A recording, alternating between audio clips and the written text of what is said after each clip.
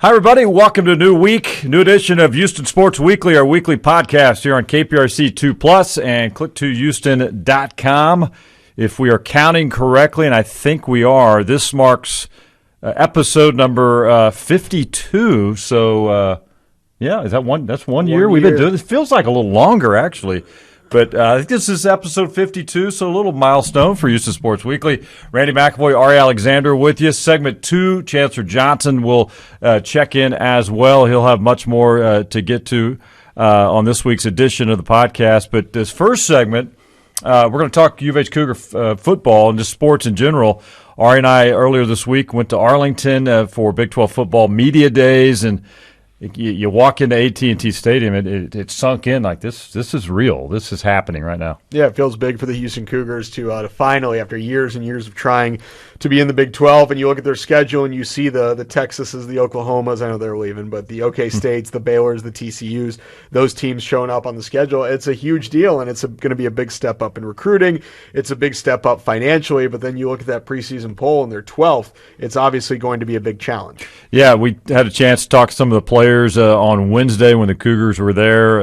They had, 3 or 4 players there. They had Dana Holgerson, Chris Pesman, the athletics director, and they're all going in. They know the holes on this team going in. They lost some people. You don't have Clayton Tune all of a sudden, so you got to hope you can find your quarterback, and they feel like they've got one, the kid out of Texas Tech, Donovan Smith. Donovan Smith. I was going to say Brandon Smith. Donovan Smith, who has 21 games experience in the Big 12, so at least you got a guy that knows this league well. Yeah, you got also a guy who has some weapons. Brandon Campbell, the running back out of Katy and Pearland Lamar Consolidated, is in the backfield, the transfer from USC. Your receivers, you have Matthew Golden, who from Klein Cain, who was going to go to TCU, and now he's at UH. He works out in the summer with all these other receivers, the Tank Dells of the world, NFL guys, and then Joseph Manjack, who transferred back, kid from Tomball Memorial, transferred back to from USC again. They keep pillaging USC. Back to UH, and then the offensive line is good. You have a potential first-round pick in Patrick Paul at left tackle to protect Donovan Smith. There are some guys there. They have some horses, but at the same time, it is just different lining up week to week versus, Tulsa, and then you got ECU versus Oklahoma State and Texas back to back. Right. They're going to sell a lot of tickets. They're doing great on that season ticket front. They harped on that, so they're excited about that. And they're going to all of a sudden find out what TDECU is like with a full house, and that's definitely going to be the case probably most home weeks. And they've got a lot of home games, and they're playing in the state of Texas quite a bit. I think they're only leaving the state twice all season long. So, hey, we got a chance to catch up with longtime U of H beat writer from the Houston Chronicle, Joseph Duarte. He was there in Arlington as well. Ari and I had a conversation with Joseph, so we're going to play that right now, talking U of H football. All right, we're here inside of AT&T Stadium in Arlington, Big 12 Conference Football Media Day. Ari and I making the rounds and catching up with longtime U of H Cougar beat writer for the Houston Chronicle, Joseph Duarte. Man, how's it? We can all weigh in here. It just feels different. It's the Big 12 Conference. It feels like it's settling in now. Hey, this is for real here. Yeah, we've been to a few of these, just not Big 12 in Houston. Yeah. But it's sort of like a family reunion now. Some of the families got a little older since Houston was last in the league, but it's a spectacle. I mean, this is something that Houston's not only been waiting the last 2 years to officially join, but the last 27, and to see some of the schools and some of the mascots, it really puts things into, it's here now and it's ready to get to work. Yeah, I mean, the fact that we're here in this building, right? I think if you're an AAC school, they don't even let you in the door. So it's good to come in here, see that this is the facilities that they're welcoming the University of Houston to. This is a league, and I know Texas and Oklahoma are leaving soon, but when you go down the line and just big-name schools with big financial budgets that have a lot of history, that make the big-time bowl games, and even if Houston is picked 12th, you still get to fill those seats because you know how many Baylor grads and Texas grads, et cetera, are in the city of Houston. There's going to be a lot of people interested every single Saturday, and you can't take a week off, you can't take a game off, especially if you want to see some big-name teams. Talking with Chris Pesman, we were all over there just a little while ago, and talking about you hit on the expenses. There's so many moving parts when you make the transition to this level in the Big 12 Conference. You got to be ready to go. And I asked him, and I think a couple people asked him too, this expectations, like, year one be? How big do you want to win here? Well, from day number one. He said, a few weeks ago, look, they're not just coming in to get a paycheck. Yeah. Now that paycheck's pretty large compared to what they're used to getting, but just to be competitive. You don't want to come in your first year and just completely flop. You've seen some of the projections: 4 wins, 5 wins. He wants a bowl game. Yeah. They want it. That means 6 wins. Anything after that, I think, is cherry on top, because you're right, this is going to be a tough league to navigate, and we're not just talking on the field, we're talking financially. He mentioned Houston will be probably $95 million. You're 115, and if you're towards the top, not counting Texas and OU, so there's some room to gain. But overall, I think they need to set the bar for a bowl game in their first year. Seems like recruiting's still gone well for Dana. He's got holes to fill, but they may take their lumps. In the Big 12 Conference, every week there are no easy games. Yeah, well, there's some guys that they're starting to get, even the past 2 years before they moved into the Big 12, who are players that would normally not go to the University of Houston or were committed elsewhere or transferred back. Some of the best players in the city. Brandon Campbell is a name. He went to USC. Joseph Manjack, he went to USC. Matthew Golden was committed to TCU at one point. They were just in the playoff, and then he ended up staying home at Houston. And so Anthony Holmes, the defensive lineman, he was committed to Virginia, right? These guys were all looking at Power 5 schools. Something kept them home, and then now they're getting rewarded by moving into the Big 12. They're selling tickets. Fans are on board, no doubt about that. Yeah, I think they were about 25,000 plus, holds 40. Mm-hmm. So, no, you got to have sellouts on game days now that you're in the Big 12. There's no reason any fan who's complained for the last 20 years, this or that, Tulsa's coming to town, Tulane, East Carolina. You got Baylor. You got to fill it up. Yeah, you got to fill it up. Yeah. And I think the worry is how much of it's going to be the opposing team versus Houston. Yeah. You got to eliminate that. But, the key words out of all this, we've heard the haves and the have-not. They are a have now, and I think that's the big takeaway from beginning today of what we can expect, because they now are on a level playing field, and now it's what they do with it. Yeah, good point on the tickets, because they want red in those stands, and Pez was saying that when UT comes to town, they're only going to get 2,000 tickets, so will the Cougar fans get the message that do not go sell those tickets? Hold on to them.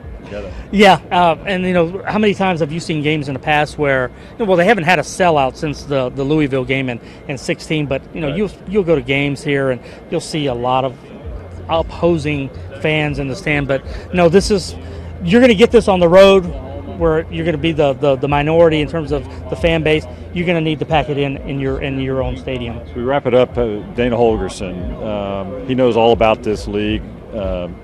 What kind of pressure, and I'll start with you, Ari, do you think is on Dana now to at least put a competitive team out there, even if the more losses that he wants, but in a competitive way, to kind of make that statement in year one? I would say first couple of years, not as much pressure to win, but you bring up the word competitive, you have to be competitive. If they go in and they get killed and they're losing, 41-14 every game, and they're 3-9, yeah, then you start to look at, what are we doing here? Why is this the staff that is here for this Big 12 school? I think if he can keep the games close and keep competitive, like you mentioned, they're losing to Baylor, or they're losing to TCU by a touchdown or 2 touchdowns, or it's a close game throughout, or you can see the brand of football that they play is commensurate with what the league has, then I think you give him time to build up, because the recruiting is okay. Houston does a fairly decent job. The facilities are okay. They're starting to build up in that aspect. I think that if you can stay competitive, even if you go 5-7, but you're in the games and you look okay, I think it's fine. But you cannot get blown out week after week. What do you think, Joseph? He was always going to get this year, and he just signed a new extension or a new contract. But last September, when they were coming off that Tulane loss, seat got a lot warmer, and I think, like Ari said, there's some things that they need to do to be competitive, and also the recruiting part of it. And they've done a good job with getting some of those guys in. Yeah. Just those things. You don't want to go in and be 2-10 in your first year, or 3-9, and then that just shows that you're just a long way off more than you'd think. But I think that he's in a position where they want to give him some time. They think that he can win here, and he doesn't want to go anywhere. So why not, let this thing ride out, and hopefully within year 2 you're making some noise. All right, Big 12 football media day in the books in Arlington as you're listening to this, and now it's on to start a camp. Games will be here before we know it, but it's official. It's real now. Cougars are in the Big 12 as of July 1. but it really felt big and for real here inside of AT&T Stadium. Joseph Duarte, longtime beat writer, Houston Chronicle. Great insight as always, man. Appreciate you. Thank you for having me. All right, special thanks to Joseph Duarte. Good conversation there. He was running around all over the place like all of us were on the field on Wednesday. Just a great feeling, and he's a guy that's been around this program for a long time. And, you know, he pointed out some concerns going in, but some strength that they have as well. And no respect going in, so there's no pressure on U of H, although being the new program in the league, even Chris Pesman said, he said, we've got to win enough to get to a bowl game. Yeah, and be competitive. I think the pressure on them is to just not embarrass yourself, not fall flat on your face and go into playing Oklahoma State or Texas and lose by 40. You are Houston, right? You're based in one of the biggest cities in the country. You are recruiting 4-star kids at several different positions. You have potential NFL players on your team. Houston has done a better job of producing NFL talent than some Power 5 teams. I used to cover Arizona, and they would go like every other year they wouldn't have a single guy picked on the roster, or they'd have like one or two the years in between. I think if you go back between like now and 2015, or even like make it 10 years, 2013, I'm willing to bet Houston has more NFL draft picks than Arizona does. Probably so. And they've played each other a couple times, and Houston typically would win those games. And so they play like a Power 5 school, and now they are a Power 5 school, and so you kind of have to show it. Even if you go 5-7 or you go 4-8, if you're losing by 2 touchdowns to Texas, no one's going to be embarrassed by that. Exactly. Pesman talked about it too, because people think immediately they're getting all this money, and they will eventually, but it's interesting how it's staggered. They're going to get a portion of it this year. The following year, get a little bit more. They're not going to get full allotment of cash. Everything that goes with being in the Big 12 until 3 calendar years. It's going to take that long, but they're going to gradually get there. And they got the new building, the $150 million building, I think, that's going to start up in December. So they're definitely getting the support. Dana Holgorsen knows that, but as he put it yesterday, I've also got to do my part. I got to put a competitive team out there, and we got to win some football games and be competitive out there, and maybe pull off a shocker or two. They got a good schedule. They opened with UTSA, season opener. Really, we all saw what they did a year ago and where that program has gone. I think they opened with them, and they got Rice, Sam Houston. Conference opener September 16th at home against TCU. And I've also got Texas coming to town, Oklahoma State, West Virginia. It's going to be a fun year. Yeah, no, it's good to see them play in the Big 12. It's been I went to school at Mizzou before they went to the SEC, and I remember the Big 12 every year. This is like the original, right? Nebraska, Colorado, Big 12. Right. And it was fun. It was fun, the rivalries and the iconic mascots and some of the stadiums. It's just different to see them in there. All right, going to be a lot of fun. Cougar football in the Big 12, Cougar sports in the Big 12. And it all sank in at Big 12 Football Media Days. All right, we're going to take a break, and we will hand it off to KPRC2 sports reporter Chancellor Johnson. He's going to handle segment 2. Special guest as well coming up when we come back on Houston Sports Weekly. Hey, welcome back to Houston Sports Weekly. My name is Chancellor Johnson, getting you ready for segment 2. We have a fun one for this one. Talking all things Houston Rockets at Summer League in Las Vegas. If you're a Rockets fan, there's a lot you should be smiling about. The players, the important ones, I should say, looked great. We'll kind of go through each of them. And we have a special guest joining us with insight on one of their rookies. That is Villanova's head coach, Kyle Neptune, giving us some details on what Cam Whitmore was like while he was a Wildcat up there in Villanova, and what the Houston Rockets are getting in their, what they hope to believe is a star wing in the near future in Cam Whitmore. But first things first, we will start with the first couple of days, or the first couple of games of the Las Vegas Summer League.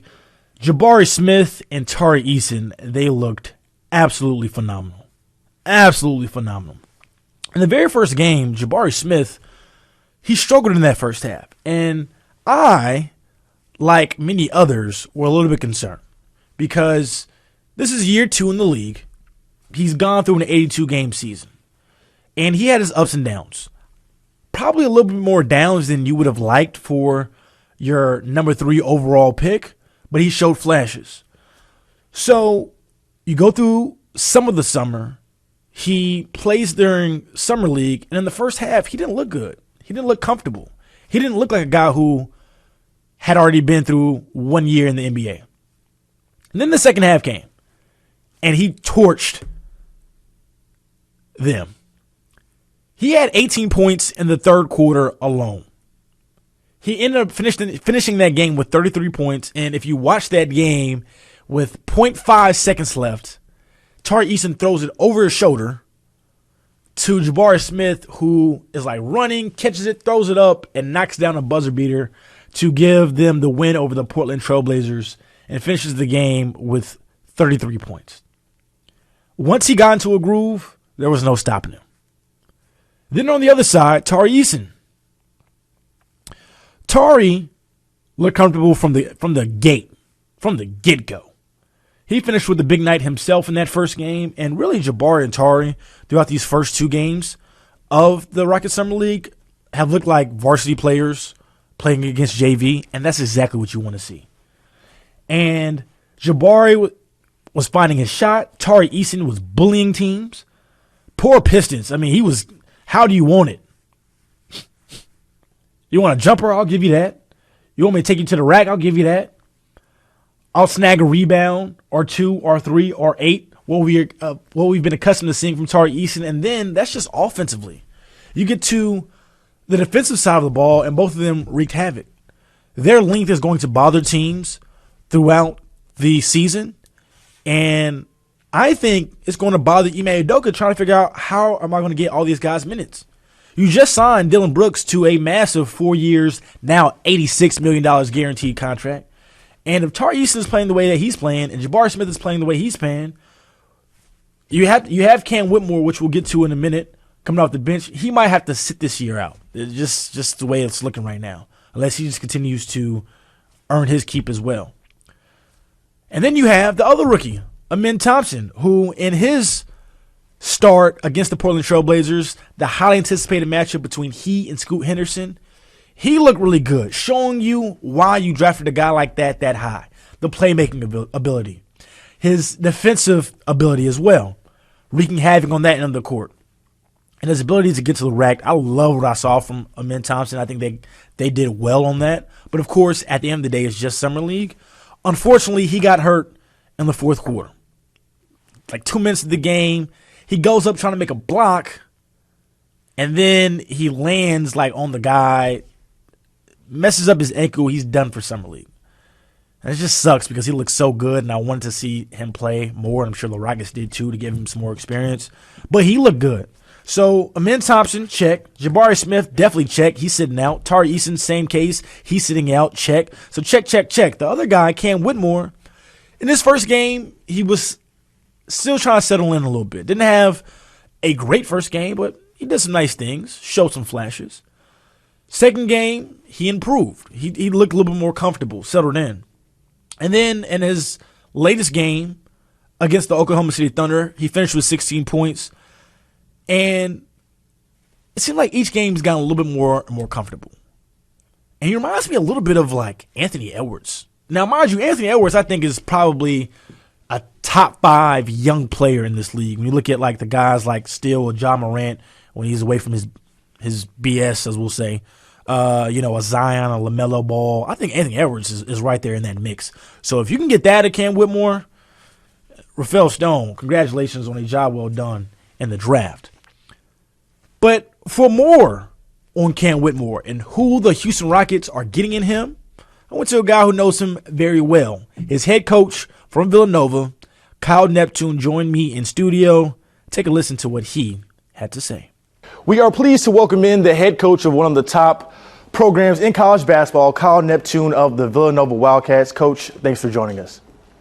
Thanks for having me. Appreciate it. Absolutely. Now, last year was your first year on the job, and in comes this 6'7", 230-pound freshman out of Baltimore, Maryland. How vital was he to the success of your program in your first year? The one thing that a lot of people forget is how young Cam is. He was so valuable to what we did last year. Even though he missed a good portion of the early season, and didn't really get his feet under him early, especially trying to like gain his own identity as a player before the year started because he was injured. He came in and right away made a big splash and kind of helped us by the end of the season be the best team we could be.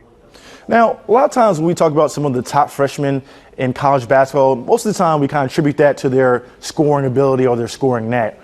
With Cam, he certainly has that, but one thing that stood out to me was his rebounding ability and his cutting. How rare is that as a true freshman coming into college basketball? I agree. He really rebounds. He's so physical, and he can just go get to balls that most people can't get to. And then he just does have that knack for moving without the ball. We utilize them that way a lot. But I do think that his true talent is a scorer. Like he's such has a unique mindset for scoring, and he does it in a lot of different ways. You know, it's only been a couple of games into Summer League, and his new teammate, Tari Eason, called him special. Why might that be? I mean, it's very rare to have the entire package that he does. His size, his body, his vertical athleticism, and then his body control. And then his thought process and his mind for scoring. To have all those things is extremely unique. You talked about all those attributes right there, and he was a surefire lottery pick heading into the draft. But as you're watching on draft night, he falls out of the top 5, then the top 10, and then drops all the way to 20 with the Houston Rockets. As that's happening, you're thinking what? At Villanova, we have a word we use. It's called attitude. And I was hoping that he got picked every single pick as it went. But at the same time, I thought, all right, well, let's keep a good attitude. And we knew that eventually he would be picked. And I think he has a great home now in Houston. Talking about Cam Whitmore in that draft process, there were people who were saying maybe it's because he was a little more of a quiet kid. But who is he kind of off the court? I mean, Cam is a great person to be around. I don't think there's one person in our program that would say they had a negative interaction with him. He's a great teammate. He's a great person to hang out with. And I think his teammates and I think the city of Houston will see that very soon. You're obviously speaking very highly of him, as you believe he has a bright future. But if he does blank, or if he improves on blank, he will shine even brighter. What would that be for you? I try to say this in the beginning. I really feel like Cam Whitmore is made for the NBA. I really feel like his game is going to translate there. Again, our season was kind of derailed early because of an injury, and then having to jump in randomly in the middle of the season for a freshman, I thought was really tough, and I thought he did a great job. And now I feel like he's ready to take off. I think people will be very surprised at what he's capable of. Coach, I'm not going to lie to you. There might have been a lot of Rockets fans who may have not seen a ton of Villanova games. They were probably watching a bunch of U of H here. But what do they need to know about what they're getting in Cam Whitmore? I think they're getting a great person and a very special talent that has a unique mindset, and I think he's going to strive for greatness. Coach, we appreciate you for joining us today. Thanks for your time. Thank you. So that was his head coach from Villanova, Kyle Neptune. Appreciate him for taking some time to speak with us. Thought he gave us some really good insight. And, one thing that I really liked and we touched on earlier was how much Cam Whitmore has shown flashes on doing some of the other little things when he's not scoring the ball, when he doesn't have the ball in his hands. He's cutting. He's an excellent cutter. And with his size and his athleticism, it creates a lot of easy baskets. So you think about Cam Whitmore and you pair that up with a guy like Alperen Sengun, who's going to find you if you're open. Pair that up with Amen Thompson, who has shown the ability to look for others and create for others. He's going to fit in nicely next to him. Fred VanVleet, the guy you just gave a max contract to, a point guard that the team desperately need. He's going to find a Cam Whitmore when he doesn't need the ball in his hands, because the Houston Rockets already have a number of guys who kind of need that in his hands, need the ball in their hands. Jalen Green, Alperen Sengun to really be successful. So if Cam Whitmore can find ways to succeed without give me the ball, let me dribble, Has he tween? I think he'll really carve out a role for the Houston Rockets maybe sooner rather than later than expected with, as I mentioned, some of the log jams at wing. So, listen, first few games through Summer League, the Houston Rockets were 3-0, so they were undefeated at the time, and it's lots to like. It's a lot to be excited about, especially if Jabari Smith can take that next step. And we haven't even seen how Alperen Şengün and Jalen Green have improved going from year 2 to year 3.